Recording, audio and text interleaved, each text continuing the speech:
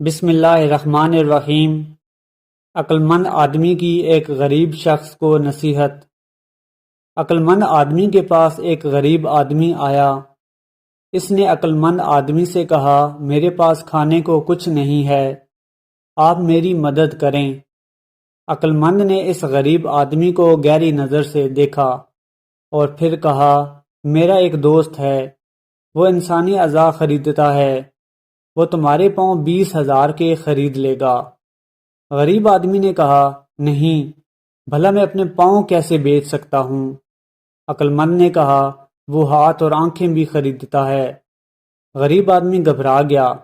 عقلمند نے کہا، تم اپنا سارا جسم بیچ دو، وہ تم اس کے 1,00,000 روپے خوشی سے دے گا۔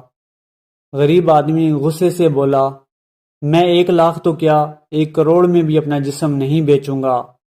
عقل مند آدمی نے کہا، ہاتھ، آنکھیں، پاؤں زندگی کے انمول تحفے ہیں، ان سے کام لو، محنت کرو اور روزی کماؤ۔ اس حقائق کا نتیجہ یہ ہے کہ اللہ نے انسان کو تندرستی اور اعضائے جسمانی کی ایک بہت بڑی نعمت سے نوازا ہے جس کی ہم قدر نہیں کرتے اور اس سے وہ کام نہیں لیتے جو لینا چاہیے۔ اللہ تعالیٰ کی دی ہوئی اس انمول نعمت کی قدر کرتے ہوئے محنت کر کے رزق حلال کے لیے کوشاں رہنا چاہیے۔ کسی کے آگے ہاتھ پھیلانے سے بہتر ہے کہ انسان محنت کر کے روزی کمائے۔